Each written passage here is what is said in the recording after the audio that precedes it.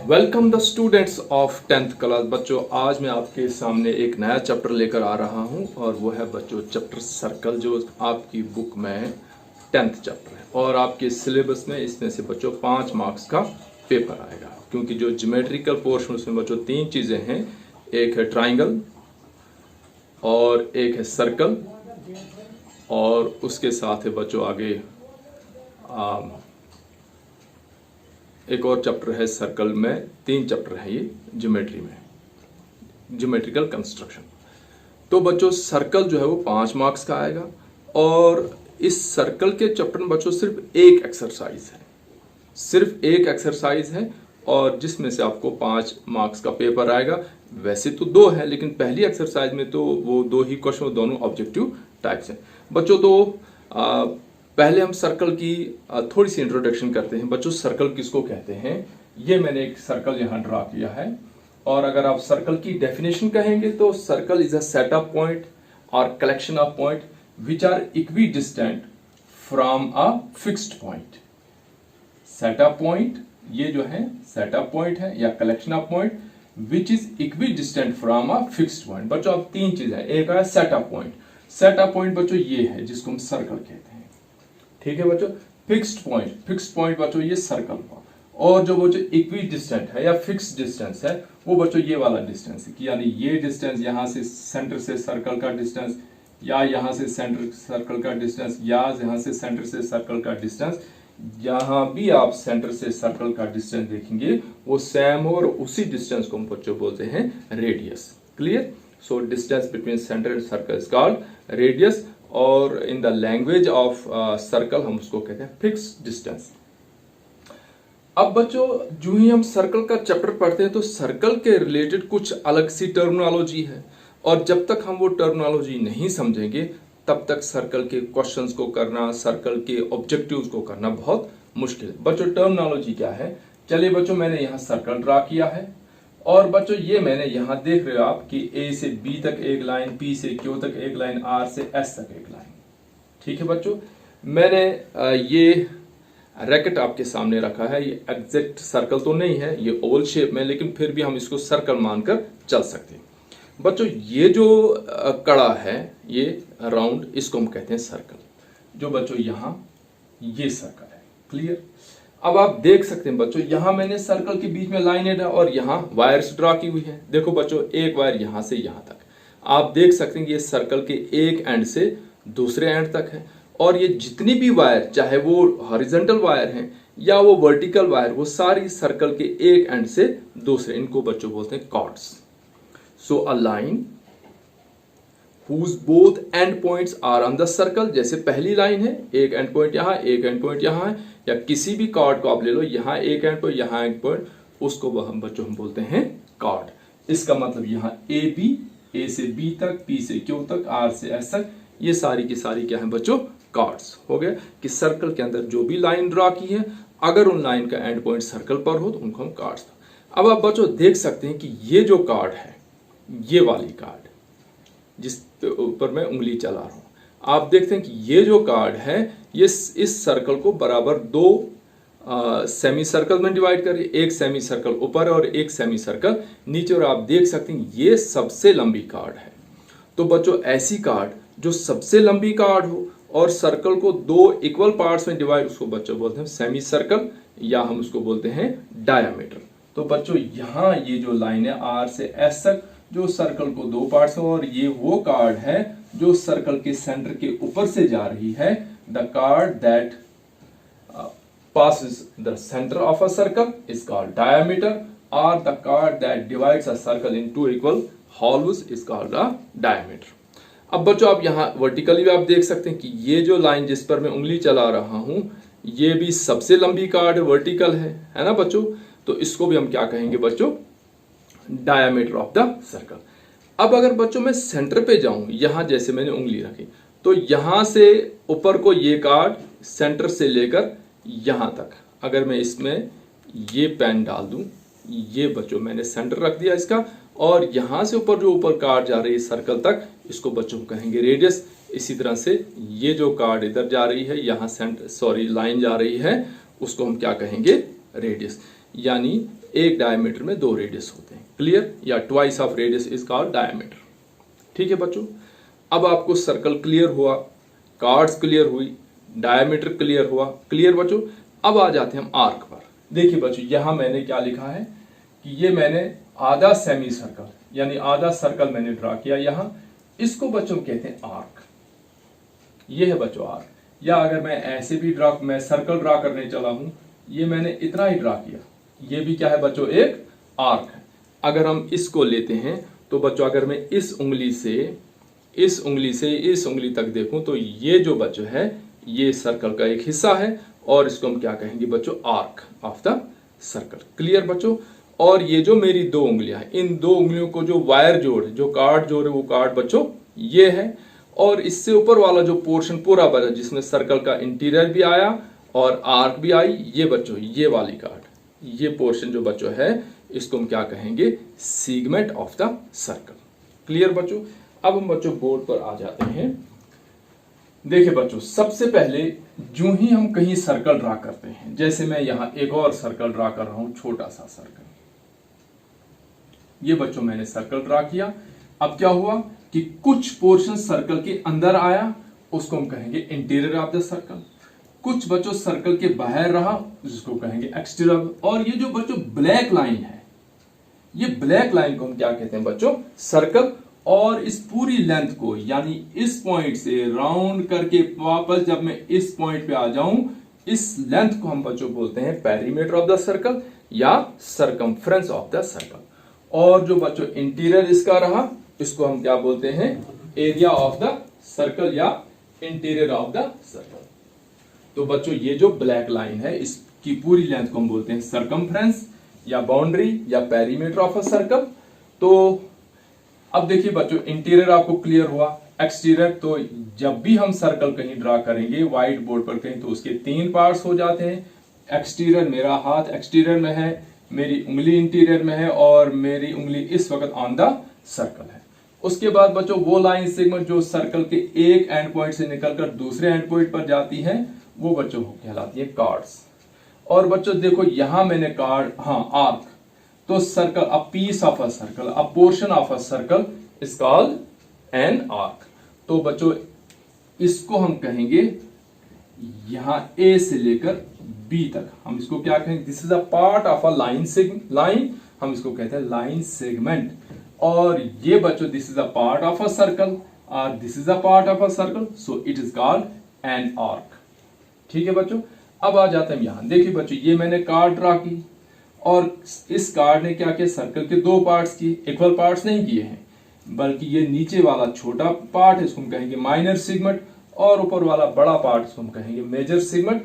तो बच्चों major segment या माइनर सेगमेंट क्या होता है कि ये आर्क होती है। ये बच्चों मैंने आर्क को दोबारा शेड किया, आर्क, ये उसकी कारस्पॉन्डिंग कार्ड हो गई। और इस कार्ड और इस आर्क के बीच का जो एरिया होता है इसको हम कहते हैं बच्चों सेगमेंट ऑफ अ सर्कल। छोटा सेगमेंट हो तो माइनर सेगमेंट, बड़ा वाला हिस्सा हो तो मेजर सेगमेंट। और सेमी सर्कल भी सेगमेंट ऑफ द सर्कल होते हैं, लेकिन वो इक्वल सेगमेंट होते हैं। उसके बाद बच्चों एक और सर्कल मैंने ड्रा किया। अब मैंने क्या किया बच्चों? ये मैंने ओ से लेकर ए तक क्या किया बच्चों? मैंने ड्रा एक रेडियस ड्रा किया। फिर बच्चों ओ से लेकर बी तक मैंने एक और रेडियस ड्रा किया। अब बच्चों ये वाला जो पोर्शन जिसको मैं शेड कर रहा हूं, ये बच्चों पोर्शन, ये पोर्शन बच्चों कैसे बना? ये 2 रेडियाई ड्रा करने से बना। ठीक है बच्चों? और यहां ये एक रेडियस ओ ए है, एक रेडियस ओ बी है और ये ए बी एक आर्क है। तो बच्चों आर्क और 2 रेडियाई के बीच का जो पोर्शन आता है बच्चों, जो रीजन आता है सर्कल का, उसको हम कहते हैं सेक्टर। तो बच्चों ये जो हिस्सा है ये है बच्चों सेक्टर। और ये छोटा हिस्सा है तो माइनर सेक्टर और ये बड़ा हिस्सा है तो मेजर सेक्टर। ठीक है बच्चों? ये थी वो टर्म्स जो आपको बार बार यूज करने में आएंगी। तो अब हम लेते हैं, ये था बच्चा 9th का। मुझे उम्मीद है 9th में आपने पढ़ा होगा इसको, अगर नहीं पढ़ा है तो आपको थोड़ा सा रिवाइज हो गया। और 9th के रिलेटेड कुछ थ्योरम्स भी हैं बच्चों, उन थ्योरम्स को आप थोड़ा सा उनकी डेफिनेशन वगैरह को स्टडी करेंगे। लेकिन मैं आपको ज़रूरत फील नहीं होने दूंगा, जहां भी आपको 9th की कोई थ्योरम यूज़ करने के लिए आएगी 10th के क्वेश्चंस में, तो मैं आपको साथ साथ वो क्लियर करवाता जाऊंगा। चलिए बच्चों, अब हम आ जाते हैं अगले टॉपिक पर जो 10th का है।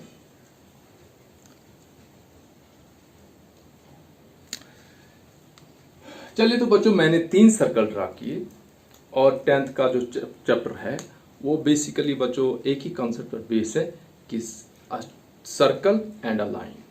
देखिए बच्चों, मैं अभी एक सर्कल मैंने ड्रा किया जिसका सेंटर है O और ये मैंने लाइन ड्रा की। आप क्या कह सकते हैं कि there is no contact between this line and this circle. Clear? अब बच्चों मैं यहां आ जाता हूं और ऐसे मैं लाइन ड्रा कर रहा हूं।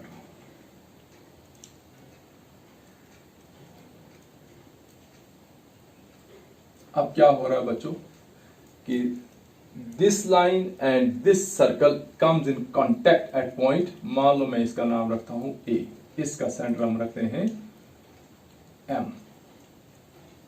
ठीक है बच्चों, और मैं तीसरी लाइन और ड्रा कर रहा हूं। अब क्या हो रहा है बच्चों, इसका सेंटर हम N, ये है बच्चों पॉइंट P, ये है बच्चों पॉइंट Q।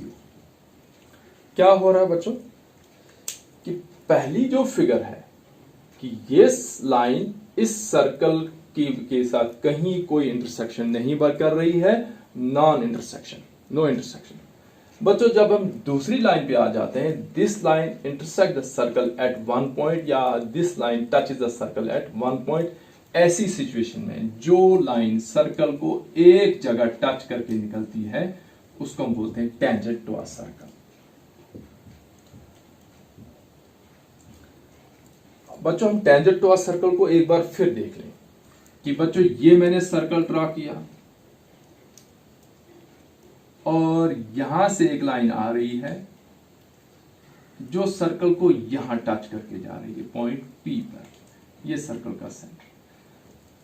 अब आप क्या मानेंगे कि इसको टेंजेंट आप कब मानेंगे कि जब इस पूरी लाइन का सिर्फ एक पॉइंट सर्कल के साथ कांटेक्ट में आ रहा है, बाकी सारे के सारे पॉइंट इसके एक्सटीरियर में।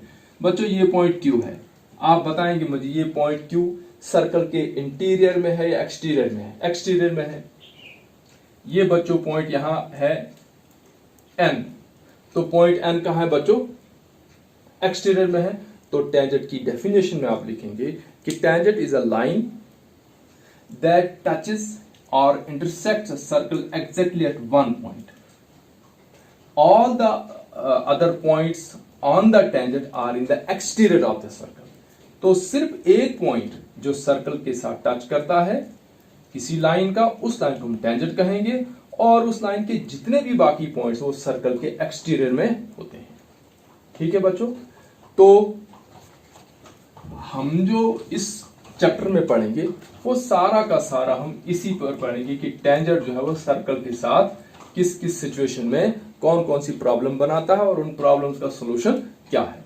उसके बाद बच्चों हम आ जाते हैं तीसरी फिगर में। हम देख रहे हैं कि ये लाइन आ रही है और सर्कल को दो जगह क्रॉस कर रही है। बच्चों यहाँ P पर भी, ये पॉइंट P यहां भी सर्कल को क्रॉस कर रही है और ये पॉइंट Q यहां भी सर्कल को क्रॉस कर रही है। और जो लाइन सर्कल को दो जगह इंटरसेक्ट करे उस लाइन को हम बच्चों क्या कहते हैं? सीकेंट। ये लाइन बच्चों है सीकेंट, SECANT, सीकेंट। आप बच्चों कंफ्यूज नहीं होंगे कि अगर ये एक सर्कल है और ये बच्चों ये सीकेंट नहीं है, ये कॉर्ड है। सीकेंट के दोनों and point in the exterior होते हैं। यहां से लेकर यहां तक लाइन है, ये है लाइन X, Y एक सीकेंट है और जो सर्कल को दो जगह क्रॉस कर रहा है P पर और Q पर। और इसके बरक्स अगर हम इसको कहेंगे कि PQ ये एक कॉर्ड है, क्योंकि PQ का एक एंड पॉइंट सर्कल पर है और दूसरा एंड पॉइंट भी सर्कल पर ही है। तो कॉर्ड और सीकेंट पर ये डिफरेंस है कि सीकेंट के दोनों and points exterior of the circle होते हैं, लेकिन वो सर्कल को दो जगह क्रॉस करता है। और कॉर्ड का जो कोई भी एंड पॉइंट एक्सटीरियर में नहीं होता है, उसके दोनों ही end points on the circle होते हैं। ठीक है बच्चों, तो अब हम फिर लेते हैं इसको कि टेंजेंट टू अ सर्कल। देखिए बच्चों, मैं यहां एक सर्कल ड्रा कर रहा हूं।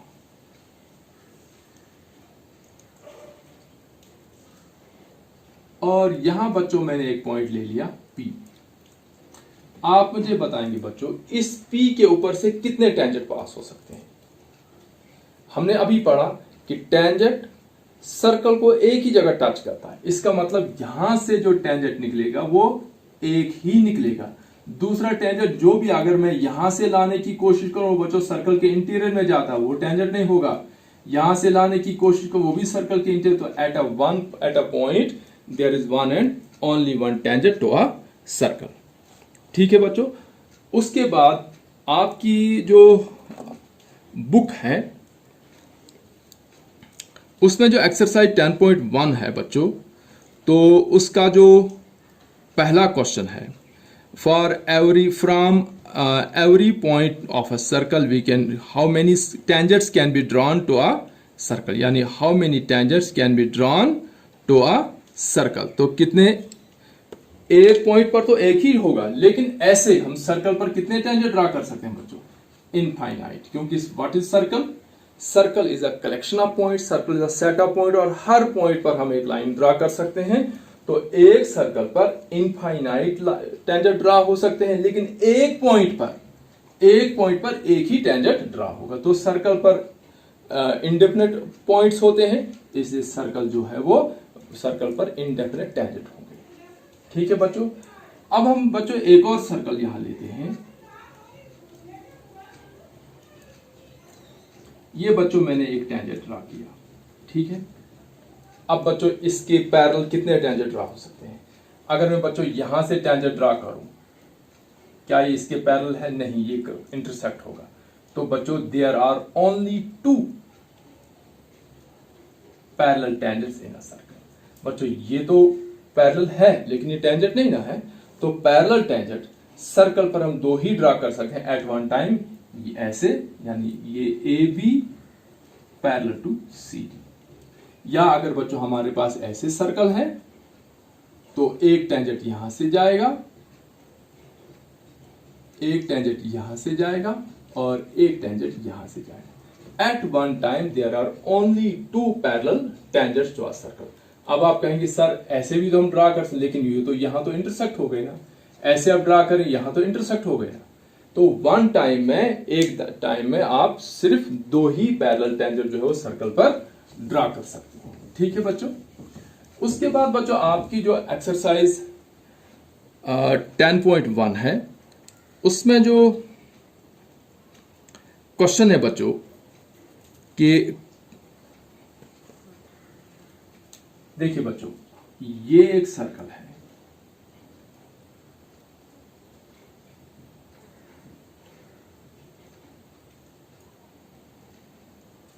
ये पॉइंट कौन सा पॉइंट है बच्चों, अगर मैं एक्स वाई टेंजेंट का नाम रखूं, सर्कल का नाम सेंटर ओ रखूं और ये यहां पॉइंट टी रखूं। बच्चों टी कौन सा पॉइंट है, T is the point where this tangent touches the circle. तो इस पॉइंट को जहां टेंजेंट जो है वो सर्कल के कांटेक्ट में आया तो हम क्या कहते हैं बच्चों, टी इज द